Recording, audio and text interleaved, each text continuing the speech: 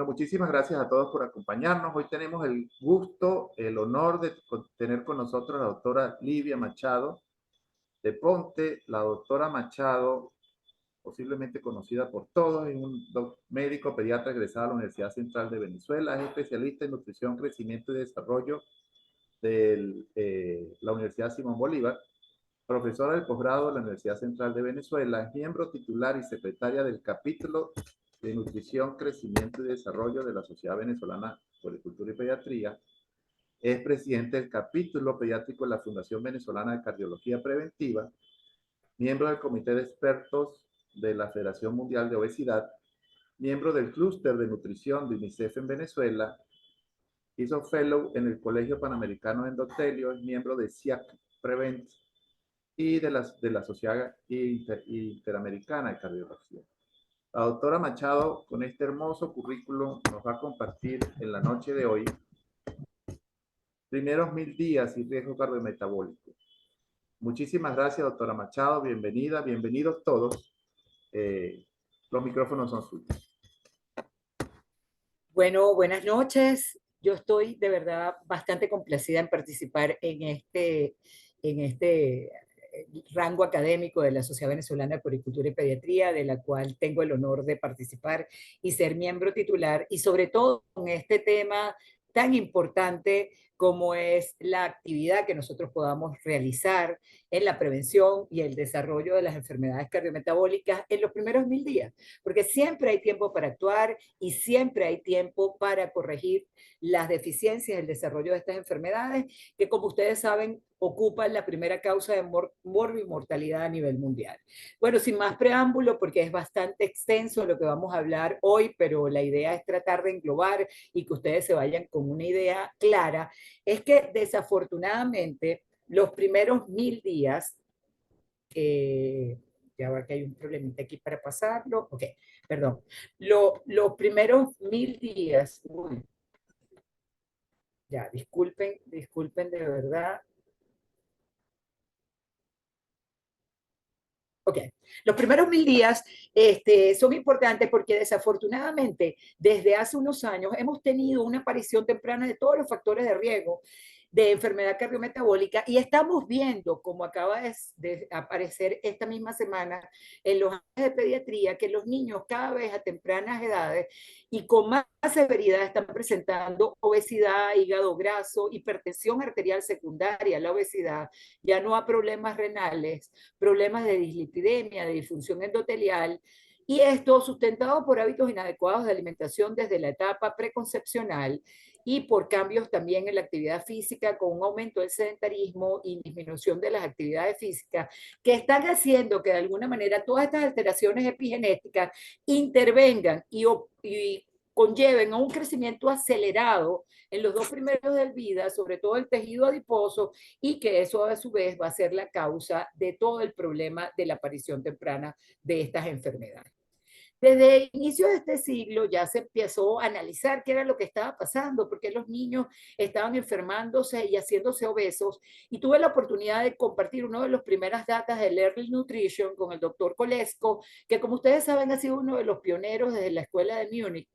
en ver cuál era la causa, ya que el primer planteamiento estaba primordialmente establecido con la hipótesis de Barker, donde todos sabemos que se sustenta en que las bases metabólicas y cardiovasculares y endocrinas de la morbimortalidad relacionada con el adulto en ese momento podrían estar originadas, plantea el doctor Barker, a un problema de desnutrición que ellos habían evaluado tras la Segunda Guerra Mundial. Sin embargo, pues esto se ha ampliado en la cantidad de estudios y hemos visto que no solamente es un problema de carencia, sino también de exceso y que además podemos de alguna manera intervenir en esos primeros 1000 días. De ahí ha surgido una cantidad de nuevos términos en lo que es la historia de la nutrición y la epigenética, donde hablamos ya de epigenoma, de transcriptomas, de proteomas, de metabolomas, de metagenomas, que de alguna manera todas estas alteraciones alrededor del ambiente infantil van a modificar la expresión genética, como ustedes saben, primordialmente en esos 1000 días que comprenden los 270 días del embarazo más los 365 días del primero y del segundo año de vida. Ya se sabe o se conoce por lo menos cómo actúa, aparentemente por metilación del ADN, se habla también de alteraciones de modificación de las histonas, pero inclusive ya se está trabajando con micro ARN que pueden modificar desde el punto de vista de tratamiento terapéutico, que ya inclusive salió como hace esta publicación el grupo del Journal del Corazón Europeo, de cómo ya se está trabajando con microARN para modificar la producción de lipoproteínas y por ende intervenir desde edades muy tempranas en estas dislipidemias severas. Entonces ya tenemos no solamente conocimiento, sino que ya estamos ampliando el rango terapéutico. En estos 1000 días, como todos sabemos, es una etapa de altísima plasticidad donde una célula se va a volver un hombre, un adulto, y va a generar, pues, no solamente lo que es la síntesis celular, sino la formación de órganos y de tejidos que van a intercambiar con de un metabolismo a otro y que la intervención oportuna y temprana va a permitir que nosotros conllevemos a ese niño a tener mayor o menor riesgo de salud cardiovascular. Y no solamente de salud cardiovascular, ya se está hablando de problemas de salud mental, del cáncer, de la osteoporosis y de una cantidad de cosas conllevadas o asociadas a estos 1000 días de ventana crítica, pero específicamente hoy vamos a hablar de todos los problemas cardiometabólicos. Ya nuestro consenso, como siempre pionera, es la Sociedad Venezolana de Poricultura y Pediatría, estableció que se habla en estos primeros 1000 días de los déficits o los excesos de la madre en el periodo prenatal, de la nutrición postnatal durante el crecimiento de los 2 primeros años y, por supuesto, lo que es la interacción entre el gen y el ambiente con tóxicos y otros moduladores de los cuales todavía estamos en estudios, pero que eventualmente vamos a nombrar muy levemente. Como todos sabemos, aquí en Venezuela y en América Latina, 1 de cada 3 niños o 3 de cada 10 niños tienen sobrepeso u obesidad. Pero lo peor que está pasando en América Latina es que es la región del mundo donde más incrementándose está el sobrepeso. O sea, es decir, la velocidad de niños menores de 5 años que están siendo obesos es mucho mayor que el resto del mundo y tenemos inclusive 2 puntos por encima del promedio mundial en los niños que están obesos a nivel mundial. Además, conocemos que dentro de las mismas familias, dentro de una familia, dentro de una misma ambiente o población, podemos tener lo que llamamos la triple carga, donde miembros de una misma familia pueden estar en una condición de desnutrición o de retardo del crecimiento, otros pueden tener hambre oculta y otros pueden tener sobrepeso o adiposidad o obesidad. ¿Y a qué se debe eso? Bueno, primordialmente se debe a que tenemos un problema de educación nutricional muy severo con una ingesta inapropiada desde las primeras edades que va a condicionar el mayor riesgo en nuestros niños. Por otro lado, también sabemos que si una madre tiene enfermedad cardiovascular, el niño tiene una altísima posibilidad de tener un perfil cardiovascular adverso. Entonces, por eso es muy importante siempre buscar los antecedentes e intervenir desde edades muy tempranas en cualquier niño que tenga posibilidades de malnutrición intrauterina materna o que la madre tenga enfermedad cardiovascular.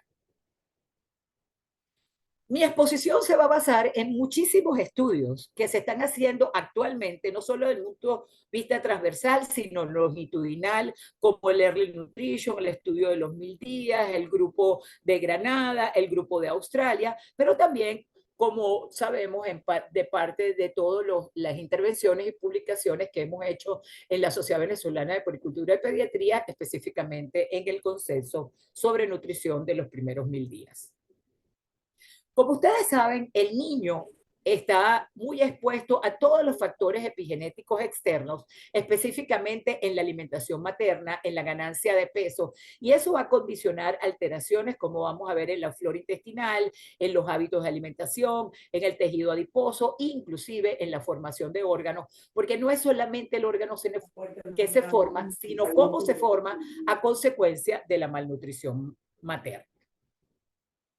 Es inclusive tan importante que no tiene que haber una alteración significativa en la composición corporal de la madre, sino si esa madre ya come o ingiere de manera muy importante, por ejemplo, azúcares de fácil absorción, ya el niño va a tener inclusive un sabor diferente desde el líquido amniótico y eso va a condicionar a que él tenga más propensión a tener ese necesidad de comer alimentos azucarados y por ende va a condicionarle un mayor riesgo cardiometabólico. Esos niños no solamente tienen el riesgo de sufrir de manera intrauterina, sino además durante la lactancia, si la madre come una dieta rica en azúcares de fácil absorción, también el sabor de la lactancia va a estar condicionado a eso, va a hacer que el niño requiera alimentos más azucarados durante la alimentación complementaria y por ende durante la etapa adulta.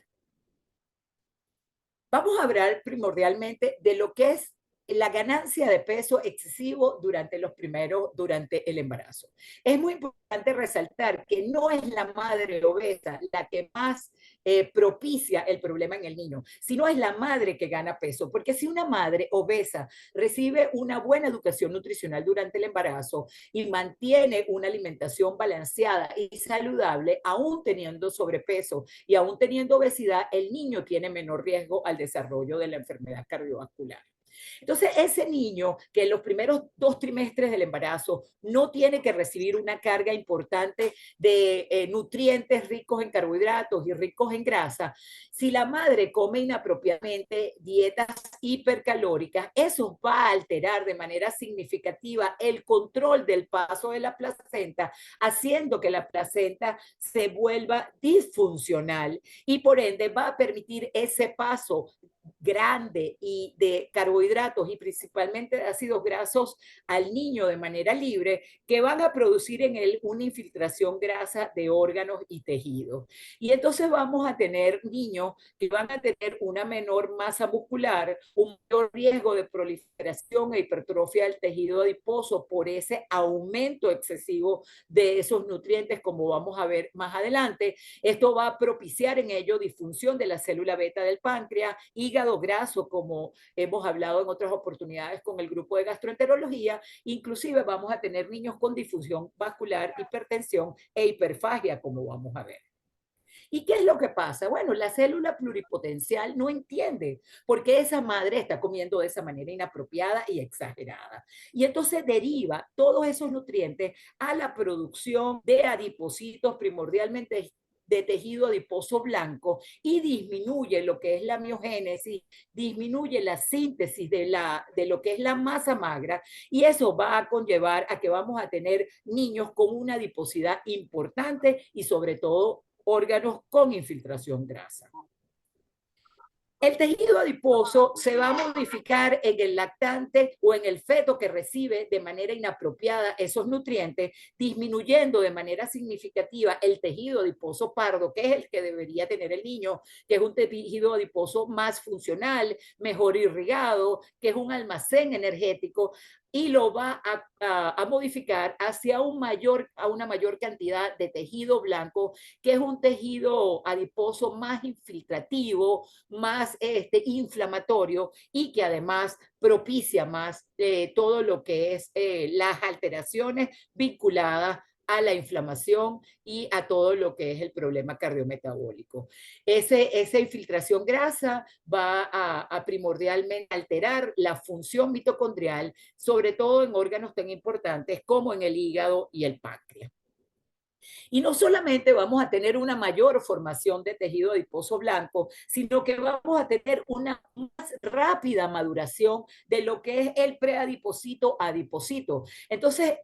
no solamente vamos a tener una gran cantidad de tejido o de hipertrofia del tejido adiposo, sino que vamos a tener una hiperplasia mayor y más rápida.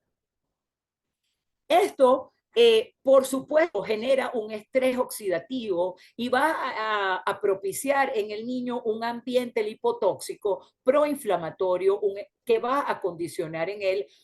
como que si fuera un niño adulto con alteraciones cardiometabólicas importantes. Y a la larga, este perfil de ácidos grasos circulantes que viene alterando todo lo que es la placenta, va a crear en el niño este estrés proinflamatorio y oxidativo que le va a propiciar a él a tener un mayor riesgo cardiovascular, como vamos a ver.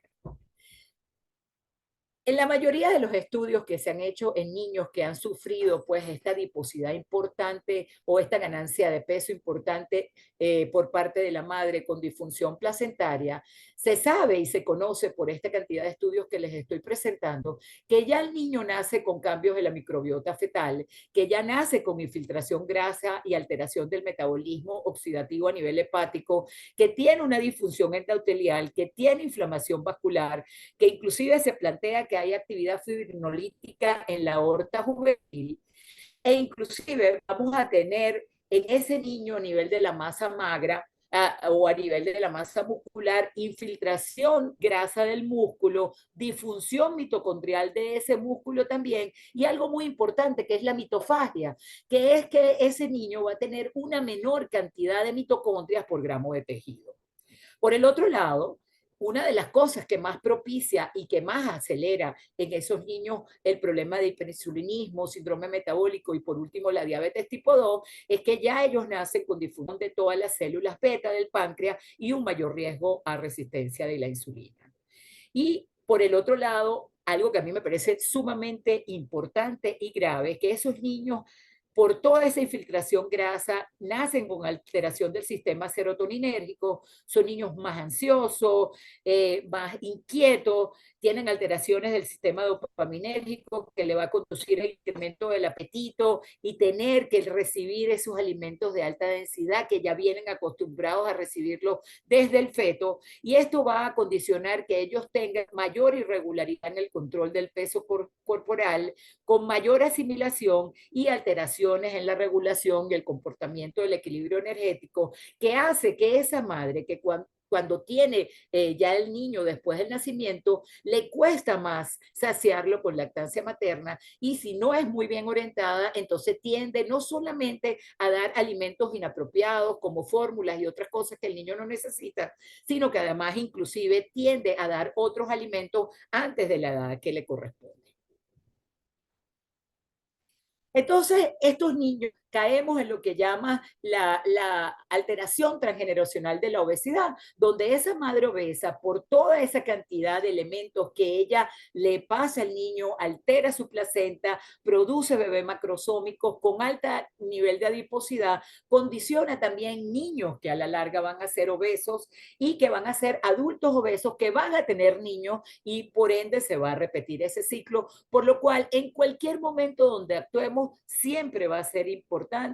y por ende nosotros como pediatras somos un factor fundamental en la minimización del riesgo de las enfermedades cardiometabólicas. Por otro lado, vamos a tener la madre, que es muy frecuente en Latinoamérica, que tiene dietas subóptimas. ¿Cuál es la madre que tiene dietas subóptimas? Bueno, puede ser la madre que esté desnutrida, la madre que tiene dietas desbalanceadas o dietas inapropiadas, aunque tenga buen peso, come de manera inapropiada, o inclusive la madre que por alguna circunstancia tiene una alteración de una disfunción placentaria, como las madres hipertensas, y va a haber un paso inapropiado de nutrientes al niño por un envejecimiento placentario, y eso va a conllevar que el niño tenga una disminución del aporte de nutrientes durante periodos críticos. Por eso es que la composición corporal, la disfunción placentaria, el flujo placentario pueden ocasionar en ese niño una deficiencia nutricional porque va a tener una alta demanda de nutrientes en un momento importante de crecimiento y desarrollo, pero desafortunadamente con un aporte placentario inapropiado. Entonces, eso va a condicionar en él hipoxemias. El niño tiene que hacer redistribución del flujo sanguíneo a órganos más vitales, el niño va a tener cambios metabólicos, como que si fuera un niño con desnutrición intrauterina, con aumento de la oxidación de aminoácidos. Antes el niño prácticamente todos los nutrientes los recibía por parte de la madre, ahora tiene que hacer oxidación de sus propios nutrientes, incremento del lactato, disminución de la oxidación de glucosa porque no le está llegando a través de la placenta y además él va a condicionar en él desde inclusive la etapa fetal, aumento del cortisol, disminución de todos los factores de crecimiento, haciendo que el niño sea más pequeño y a su vez tenga un déficit de masa magra y va a tener activo desde las primeras edades de vida ese gen ahorrador. Si ese niño que viene malnutrido, con disfunción de las células beta y el crecimiento fetal bajo, como ya dijimos antes, es sometido a dietas inapropiadas, como hacíamos antes, que tratábamos de incrementar el peso de manera rápida, dando fórmulas hipercalóricas, o en algún momento el niño pasa desafortunadamente a recibir alimentación inapropiada porque la madre quiere que gane peso de manera rápida, o en algún momento empieza a recibir desde maneras muy precoces alimentos ultraprocesados, pues vamos a tener un niño que no solamente va a tener mayor adiposidad, sino que va a tener de base una masa magra menor infiltrada de grasa. Y por ende, esos niños desarrollan con mucha rapidez hígado graso, hipertensión y diabetes insulino no dependiente, como la diabetes tipo 2 o inclusive el síndrome metabólico. Esos niños carenciales durante toda la etapa intrauterina pueden inclusive nacer con alteraciones de la elastina cardíaca, que es sustituida por colágeno, lo cual hace que ese músculo cardíaco sea más rígido, más disfuncional. También la mitofagia se presenta de manera importante en el miocardio. Como ustedes recuerdan, el miocardio es uno de los músculos que requiere o que tiene más mitocondrias y eso afecta su función de manera significativa. Y esos niños que nacen con su alimentación fetal tienen un músculo cardíaco de menor cantidad o inclusive un corazón más pequeño y eso hace que de alguna manera también pues su eyección de sangre hacia el resto de los tejidos sea menor, conllevando a que tengan órganos también de menor tamaño con mayor disfunción, lo que se llama angiogénesis disminuida. Esto ha sido demostrado de manera longitudinal. Esto es un grupo significativamente importante, el grupo de evaluación de los holandeses y los alemanes, que han demostrado que las alteraciones o las hambrunas durante el periodo fetal van a conllevar a un mayor riesgo cardiovascular, no solamente en la etapa adulta, sino inclusive en la etapa durante la niñez. Esta diapositiva me la facilitó la doctora Camacho, Nolis Camacho, que es una extraordinaria persona que hace trabajos significativos sobre todo lo que es los síndromes metabólicos asociados a la hambruna y ya se conoce evidentemente que la hambruna durante los primeros años, si ese niño recibe dietas obesogénicas, pues desafortunadamente va a tener problemas importantes de riesgo de obesidad y de síndrome metabólico. Nosotros tuvimos la oportunidad de trabajar con un grupo excelente de miembros de la Sociedad de Medicina Interna y Cardiología, donde también pues, se ha determinado que gracias a la gran crisis humanitaria que tenemos en Venezuela, se ha incrementado el riesgo cardiometabólico y bueno, aquí les facilito a mano izquierda superior la referencia para que la busquen. ¿Y qué es lo que pasa en esos niños malnutridos? Esos niños malnutridos que reciben un aporte de glucosa aumentada y que además reciben dietas con bajas en proteínas, ellos van a tener un mayor aumento de la lipogénesis porque son niños que de alguna manera ingieren un alto contenido de glucosa y eso va a hacer un aumento o de carbohidratos de fase absorción y va eso a derivarse de manera importante hacia el aumento de la producción de la grasa, pero por el otro lado, al tener una baja ingesta de aminoácidos, eso va a condicionar a que se disminuya el pool de aminoácidos y por ende la síntesis de proteínas vitales y son niños que tienen hemoglobinas bajas, inmunoglobulinas menores que hace que tengan más propensión a enfermedades infecciosas y además tenemos un mayor riesgo de disminución de las proteínas transportadoras de lípidos, por lo cual son niños que van a tener una menor salida de la grasa a nivel hepático y por ende van a tener un mayor riesgo de hígado graso, como se ve en esta diapositiva. Y bueno, no nos tocó hubo un problema durante el embarazo, nosotros llevemos a una madre que llega a nuestra consulta obesa o malnutrida, bien sea en deficiencia o en exceso, y nosotros nos toca entonces identificar a esa madre, preguntar cuándo ganó de peso en el embarazo, si eventualmente ella había sido obesa y bajó de peso, mantuvo una alimentación adecuada, y si no es así, entonces hacer educación materna, nutricional y familiar y empezar de primera, de segunda, de tercera, a fomentar la lactancia materna, eso sí, con una educación nutricional apropiada para que esa leche mejore todas las deficiencias o todos los excesos que tuvo el niño durante la etapa infantil, pero son perinatal. También vamos a hablar un poco sobre las fórmulas infantiles y todos esos niños que nacen con deficiencias o excesos durante la etapa perinatal deben ser monitorizados durante su crecimiento y evitar la ganancia de peso rápido para que todas esas alteraciones epigenéticas, esos genes ahorradores, no conlleven a una adiposidad exagerada. Está demostrado, y es algo espectacularmente maravilloso, que la leche materna tiene unos acilgliceroles que van a modificar ese tejido blanco que tiene el niño y lo van a volver pardo. O sea que la leche materna es protectora de manera tan importante que se están estudiando esos acilgliceroles como una metodología terapéutica muy probablemente en corto plazo. Además, se ha demostrado que cuando la madre tiene alteraciones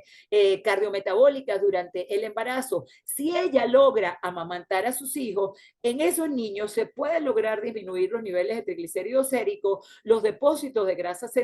central, esos lípidos que hablamos, esa infiltración grasa o los lípidos intramiocelulares también se disminuyen y también la grasa intrahepática. O sea que independientemente de lo que sea la lactancia materna, es curativa y regeneradora de todas esas alteraciones durante el periodo prenatal.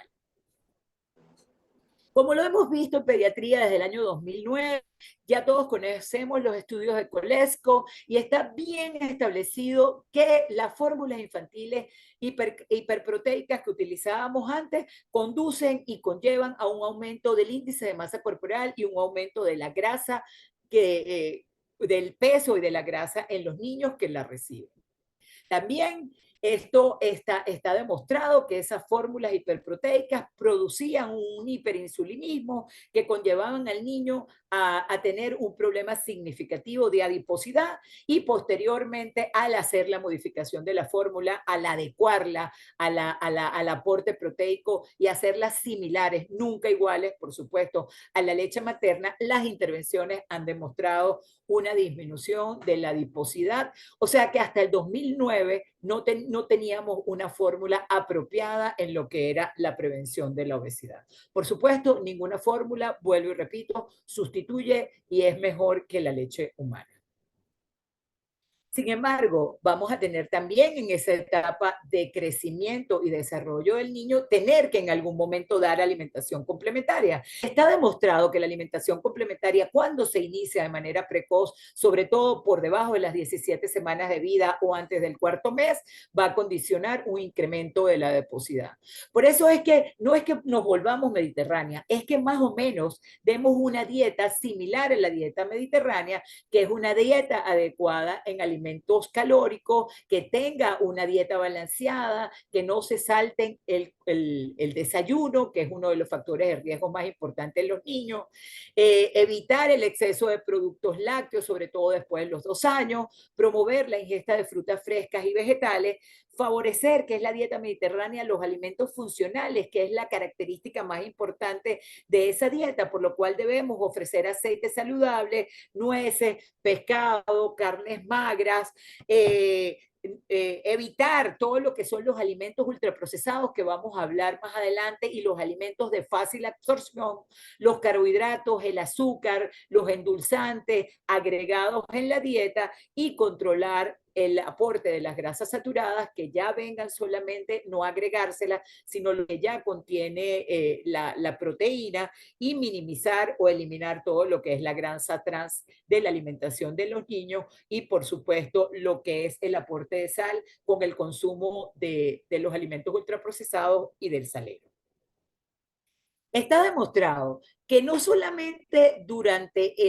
la alimentación del ser humano, sino en el periodo preconcepcional, cuando la madre come dietas inapropiadas, altas en alimentos ultraprocesados, se modifica toda la flora intestinal y ella va a conllevar a tener un mayor riesgo cardiometabólico, y eso se debe a que estos alimentos, como vamos a ver, son alimentos que son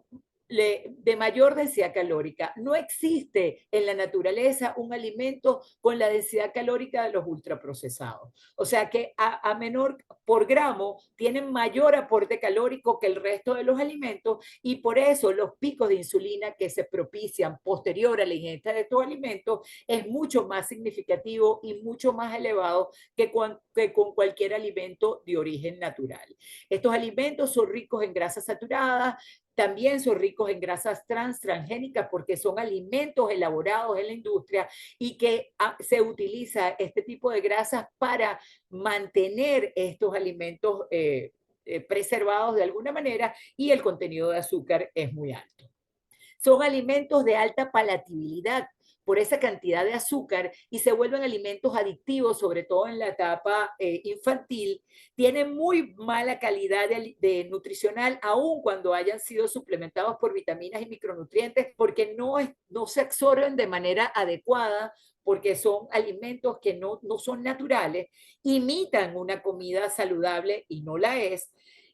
Son muy propicios a no tener saciedad, entonces el niño necesita comerlo, y desafortunadamente son muy publicitados inclusive por líderes, como vimos recientemente en el Mundial, donde se ofrece este tipo de alimentos como que si los deportistas lo consumieran como lo promueven. Estos alimentos ofrecen saciedad a bajo precio, por lo cual entonces son de muy alto consumo en poblaciones de bajos recursos. Está demostrado que esa palatabilidad produce una inflamación a nivel de todos los tejidos del organismo, llevando a alteraciones significativas en lo que es la fase intrauterina, por lo cual nuestra meta más importante es minimizar o eliminar el consumo de los alimentos ultraprocesados en nuestra población infantil. Recientemente, la mayor cantidad de estudios establece que esos alimentos lo debemos ingerir máximo 2 veces a la semana, y tenemos niños que consumen de manera diaria e inclusive varias veces al día.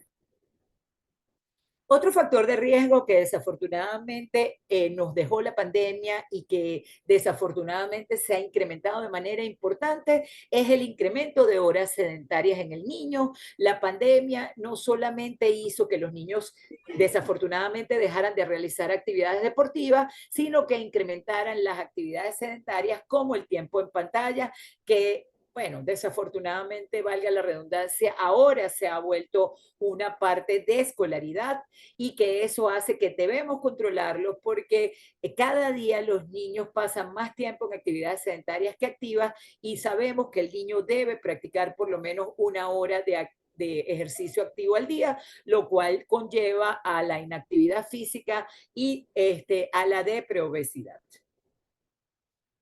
El ejercicio físico es uno de los factores epigenéticos que es más terapéutico. Está demostrado que el ejercicio físico, en el momento de realizarlo, empieza a hacer modificaciones por una cantidad de recursos que empieza a modificar el tejido adiposo, empieza a vascularizar todo lo que es la musculatura, y de alguna manera se modifica todas las alteraciones que puede tener un paciente obeso o que puede tener un paciente ya con disfunción metabólica o con disfunción endotelial. Por lo cual es fundamental que no solamente se prescriba las recomendaciones alimentarias, sino que hagamos prescripción del ejercicio físico como una herramienta terapéutica en lo que es el niño con factor de riesgo cardiometabólico. El ejercicio físico modifica el tejido adiposo blanco y lo hace un tejido pardo, porque lo infiltra de sangre y lo vuelve mucho más activo, por lo cual es fundamental, y repito, el inicio del ejercicio físico a cualquier edad de la vida. Está demostrado que a nivel muscular mejora la capacidad de toda la musculatura, de la masa magra, disminuye la sensibilidad mejor dicho, aumenta la sensibilidad a la insulina, por lo cual disminuye el hiperinsulinismo, mejora la conducción de oxigenación de los tejidos y disminuye todo el riesgo de problemas de ACV, de problemas cardiovasculares o inclusive mejora la disfunción endotelial en nuestros niños. Nosotros como pediatras debemos conocer todas estas alteraciones para tener una población a corto y a largo plazo más saludable. La intervención temprana es la herramienta más importante que debe hacer el pediatra y no debemos esperar que el niño esté obeso, para eso lo seguimos en la consulta y apenas el niño empiece a incrementar su índice de masa corporal por encima del percentil 75 o incremente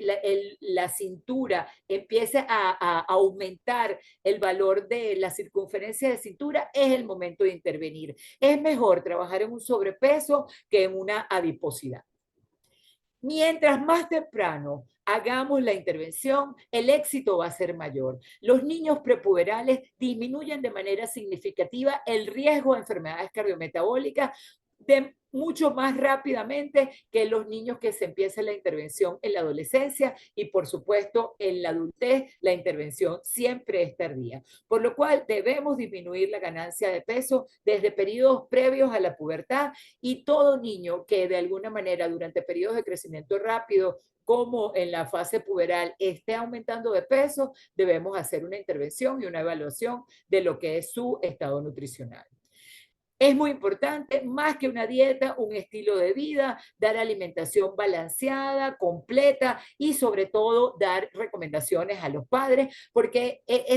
esos padres nos van a ayudar a que esos niños coman mejor y si esos niños comen mejor, van a llegar un momento que en su edad reproductiva van a estar con una composición corporal mejor que nos va a hacer que la descendencia sea más saludable y por ende logremos disminuir esta epidemia de enfermedades cardiometabólicas.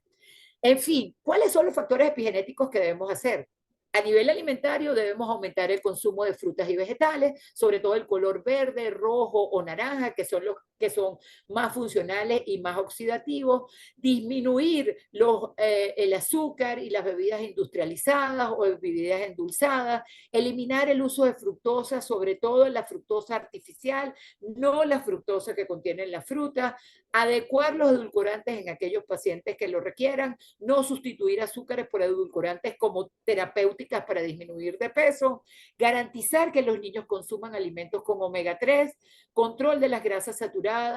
eliminar las grasas trans y aumentar las grasas insaturadas, primordialmente de origen vegetal y de origen natural, regular o eliminar los alimentos ultraprocesados, por supuesto, promover las actividades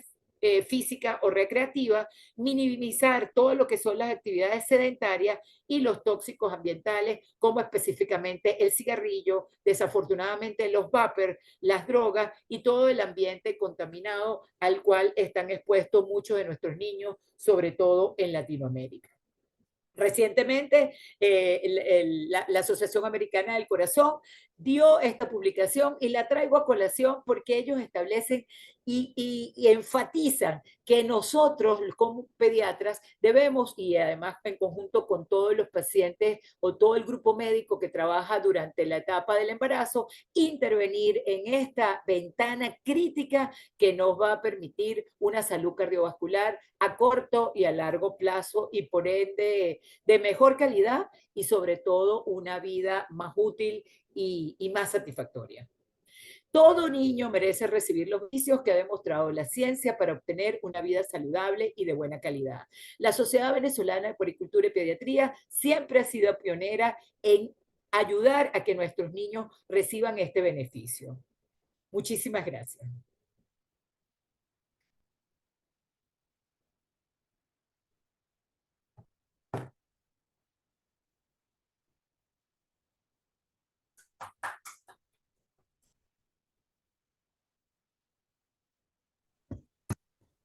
Muchísimas gracias, doctora Machado. Excelente. Voy a detener la grabación.